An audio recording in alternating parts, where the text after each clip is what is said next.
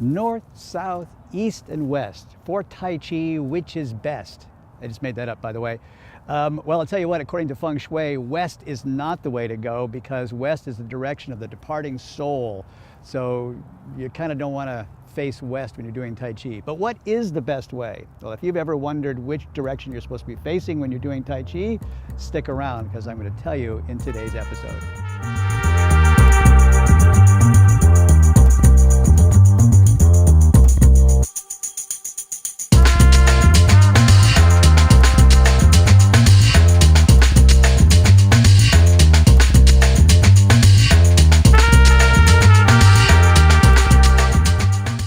Hi everybody, it's David-Dorian Ross and welcome to another episode of Learn Tai Chi at Home.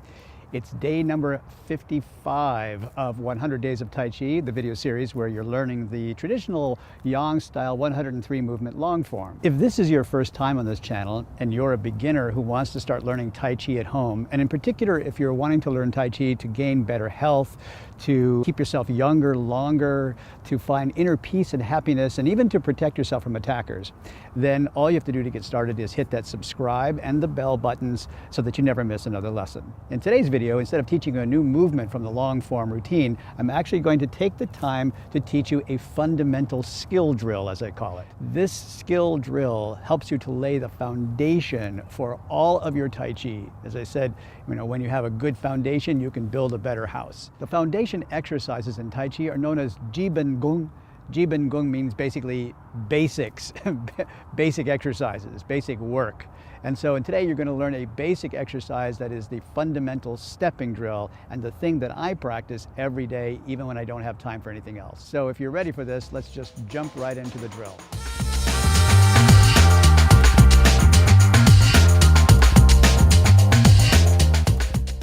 This basic stepping drill has 5 basic parts. If we start from the bow step here, so we count this as the beginning position. Part 1 is to empty out the front foot. So I sit back on the back leg, taking the weight out of the front foot and literally emptying it, like sort of dumping all of the weight and the center of gravity out of that foot. Then part 2 is to turn the waist. Now in this case, I'm going to turn towards the front foot, and this is my left. So I'm going to turn the waist to the left. And as I do that, the toe comes with me, so I'm pivoting on the heel and it turns out. This is very much like the step that we were doing for the continuous series of parting the horse's mane, the continuous series of brush knee. This is the basic step. Now, how far do you turn? Just 45 degrees. Then part 3 is I begin to shift the weight forward. The weight comes forward, the knee bends, and about halfway through this shift forward is when I square the hips. Remember we talked about that, squaring off the hips here. And then as you do that, the weight has now transferred off of the back foot. You're kind of on the ball of the back foot, and that pivots, right? You don't force it to pivot, by the way, you just sort of allow it to pivot. Then part 3 continuously is to step up.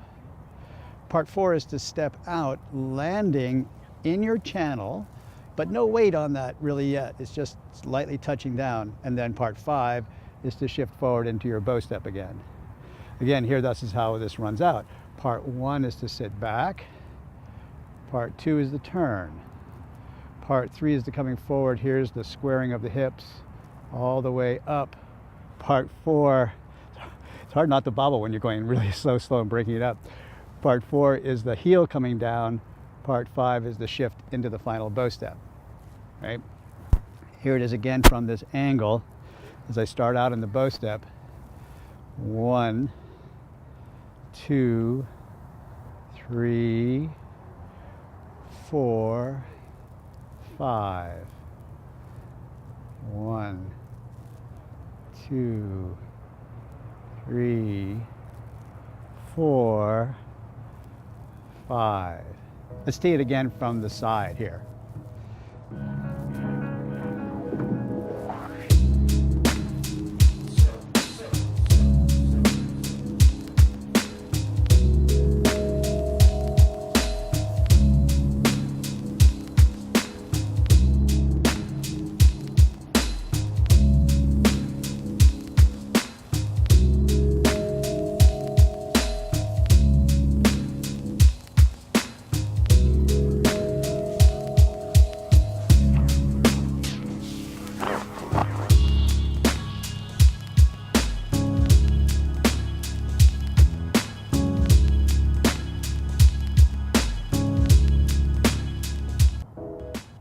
Now, the cool thing about this is that once you get into a rhythm, it becomes like a moving meditation all by itself, even without the hands or the rest of the routine. So every day I come out, even if I don't have time to practice any of my other movements or my other forms, I'll always do stepping drills. And this can be my daily moving meditation.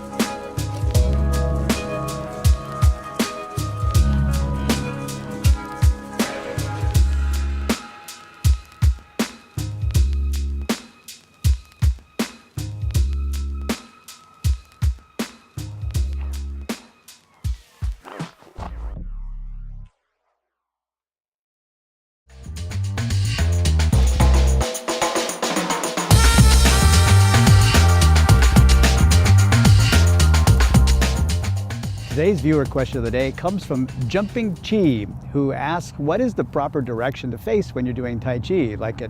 Apparently at her house, she's got a wall facing in one direction, so that doesn't work for her. And, there's a couch and a table in the other direction. So is there a proper place to face when you're doing Tai Chi? And the answer is traditionally yes. In the ancient Tai Chi classics, you actually lay out a compass that has to do with the 8 trigrams, the 8 directions and energies and forces of nature. And the first direction is the direction of heaven, and that direction is associated with south. And so you start out facing south, the wide open expanse facing towards heaven. And then of course north is right behind you.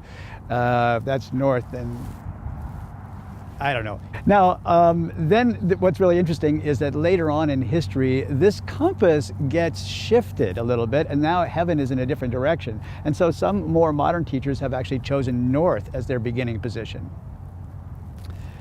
But I'll tell you a secret. I live here in Southern California, and the particular spot I live in, the coastline is a little jagged and turned, and so what should be west is actually south.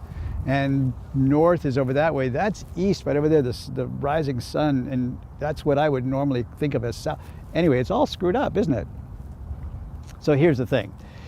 What you do is you pick a spot. I mean, look over my shoulder, look, beautiful ocean scene here. Who wouldn't want to face that direction to do your Tai Chi, to gather in all of the ocean energy, and to look out into that beautiful expanse? Much prettier than some of the other directions that you could face, right?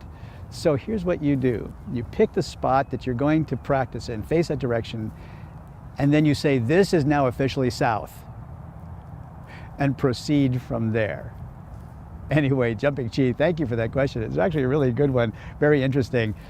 I never know what direction I'm facing here in Southern California. If you've got a question about some of the traditions of Tai Chi, or the movements, or the skill drills, or whatever, I'd love to know about it. All you got to do is just write it down there in the comment section. See, that's me pointing to the comment section down there, so that I can read it and then bring it into the video lesson, or at least to answer the question on the comment section there. So thank you for doing that. My question of the day for you has to do with Feng Shui, because really the directions that we face and how we move through space is really about Feng Shui, the calculation of the energies in an environment. And so my question for the day for you is, have you ever had your home or your workplace Feng Shuied? Which means that someone comes in and they look around, and they sometimes carry a little of that trigram compass, and they calculate where are the energy flows. And if you have done that, what came out of it. And if you haven't done it, and maybe this is your first time hearing about Feng Shui, then are you interested in finding out more? Because maybe we'll talk about it more in the episodes. Anyway, write your answers down in the comments section below, and I'd love to hear about it. Well, once again, we've come to the end of another lesson. Again, thank you so much for your time and your attention. I hope that you've enjoyed today's lesson. If you did, if you wouldn't mind dropping down there and hitting all the thumbs up like button, that would be awesome. Now, again, if this is your first time here, and after watching today's lesson you go, maybe I could learn Tai Chi at home after all, then I'd love to work with you, and all you got to do is click that subscribe button if you haven't done so already. More lessons are coming. In tomorrow's lesson, we're going to pick up where we left off yesterday with the next movement in the series, a new movement, something we haven't done before, called The Fair Lady Works at Shuttles, also known as the Immortal Attendant Goes To and Fro. Anyway, that's coming up tomorrow, so you be sure not to miss that lesson. And last but not least, thank you. Thank you for the opportunity to share my Tai Chi with you. It means an awful lot to me, and I think it means an awful lot to the whole world. Have a wonderful evening, afternoon, wherever you might be, and I'll see you in tomorrow's lesson.